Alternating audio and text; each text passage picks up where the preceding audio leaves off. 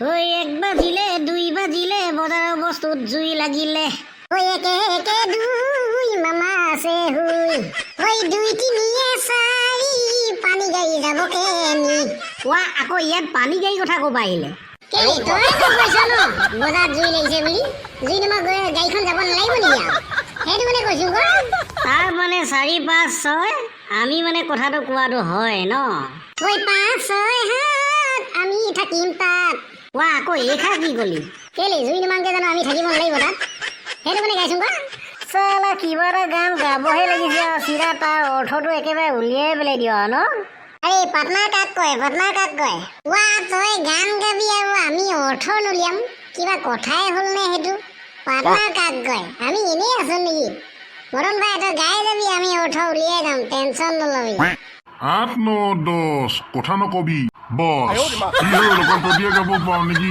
মুখখন কৈ কিনে চাই আছ যে তাৰ মানে চা আমি গানটো গাই থকা আপুনি শুনি আছিলে ন এতিয়া গম পালো সেই মই বাহিৰত মানে কি হ'ল ভেলামাইখিনি লিখিয়া ভন বনাই থকা শুনিছিলো তাকে মই ভাবিছোঁ আমাৰ পণ্ডিত কেইটাই মানে পুৰা আহি কিনে ৰুমত পুৰা ফালি আছে বুলি গম পালোঁ সেইটো কাৰণে আহি কিনে অকণমান শুনিলোঁ যাব খাতৰা গান লগাইছে সেইটো কাৰণে পিছত লগাই দিলোঁ আৰু মই মানে চা আপোনাৰো সেই সুৰৰ স্বভাৱ এটা আছে মানে নাই দেই নাই তহঁতলৈকে সেনেকুৱা নহয় আৰু যা এটা বাৰীয়ে সেই ফল মূল চুকুৰি খোৱা যাত নহয় আৰু বাৰু তেনেহ'লে আজি ক্লাছটো আৰম্ভ কৰি দিওঁ ন কচোন মাথা ডাঙৰ মটৰচাইকেলৰ পিছত কি বহে ছাৰ মটৰচাইকেলৰ পাছততো বেছিভাগতো ছোৱালীহে বহে বেলেগনো বুঢ়া বুঢ়ী নবহেইচোন ছাৰ এই মাথা নাইকিয়া তোক মই সেইটো সোধা নাই নহয় তেনেহ'লেনো ছাৰ কি সুধিছিলেনো এই মাথা নাইকিয়া মই সুধিছোঁ তোক মটৰচাইকেলৰ শেষৰ আখৰটো কি বহিব বুলিহে তই চিধা বেলেগকৈ উত্তৰ দি দিলি যে ছাৰ সেইটো কথা আপুনি আকৌ ভাঙি পাতি কৈ দিয়া নাই আকৌ কোৱা ইয়াত আকৌ ভাঙি পাতি দিবলগীয়া কথা কি আছে আকৌ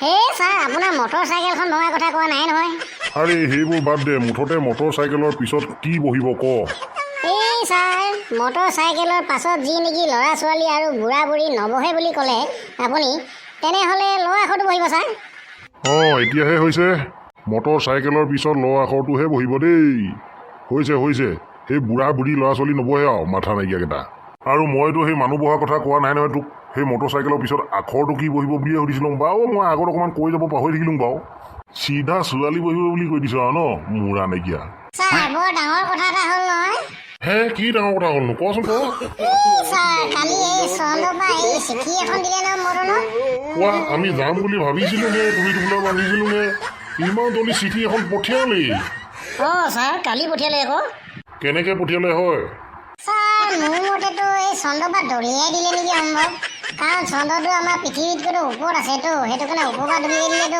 তলত পৰিবহি ন বস্তুটো সেইটো কাৰণে মোৰ মতে চন্দ্ৰই সেই চিঠিখন মদনক দলিয়াই দিলে যেন সেয়া লাগিছে দেই ক'ত থলি পঢ়ি শুনাচোন ৰ ছাৰ ধৈৰ্য ধৰ মই উলিয়াইছোঁ দেচোন পঢ় চন্দ্ৰইনো কি লিখি পঠিয়াইছে তোৰ এনেকুৱা কি চিঠি নিদিলে চাংচোন শুনিচাং আমিও দেই ছাৰ পঢ়িছোঁ শুনি যাবি হা পঢ়চোন বোপাই পঢ় কি বুলিনো চন্দ্ৰই লিখিলে তাকে শুনিচাং দেখিলি ছাৰ মই কিমান খাচ মানুহ চন্দ্ৰৰ কাৰণে চন্দ্ৰই মোলৈ চিঠি লিখি পঠিয়াইছে দেখিছ আপোনালৈ লিখি পঠিয়াইছেনো ছাৰ বা হ'ব দেচোন তোকে বা দিছিল বোলে তই পঢ়ি কিনে শুনাচোন কিনো এনেকুৱা চন্দ্ৰই দি পঠিয়াইছে তাকে শুনিচাং ময়ো শুন তেনেহ'লে ছাৰ মৰমৰ মদন টিঙালী তই আমাৰ চন্দ্ৰলৈ নাহিবি কাৰণ ইয়াত আমেৰিকা ৰুছ আৰু চীনে পেলাই থৈ যোৱা মানুহৰ গু আৰু মোতে আমাৰ চন্দ্ৰপৃষ্ঠখন বৰ লেতেৰা হৈ আছে তোক চন্দ্ৰটো চিনি পালে নেকি চবে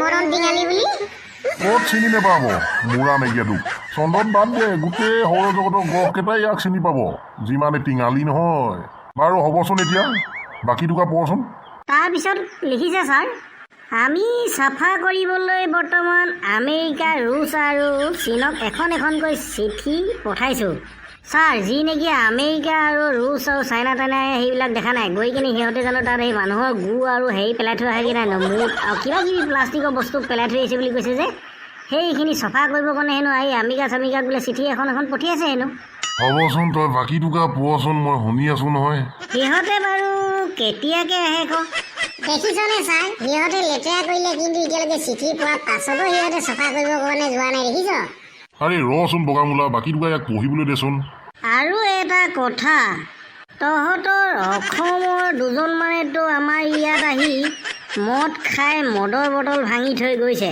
কোৱা আমাৰ অসমক এটা আকৌ কেতিয়া গ'ল তাত মাল খাবৰ কাৰণে? আৰে ৰচোন ছাৰ, বাকী দুটা শুনি যা। বহি যা।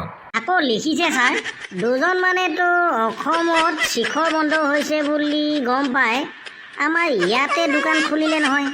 একো নাই বাৰু, খুলিছে খোলক, খালি আমাক মাজে সময়ে এপাকেট দি থাকিলে হ'ব বাৰু।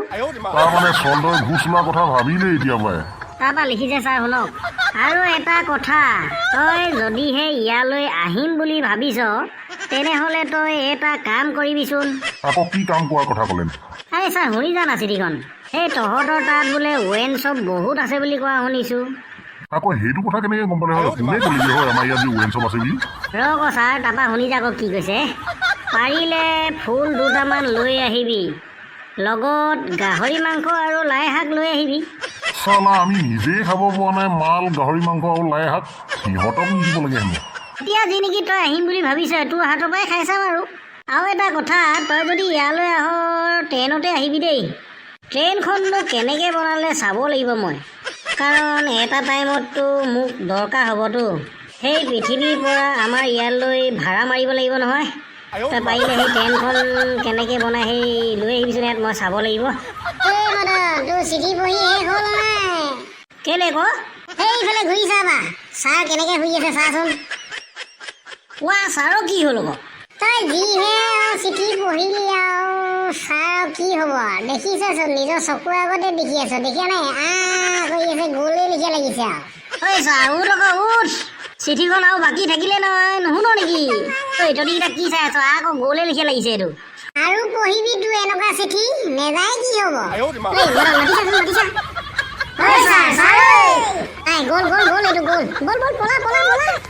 কি হ'ব এতিয়া? এইটোচোন একেবাৰে খতমেই হ'লচোন, পলাই দিয়াই ভাল হ'ব আৰু।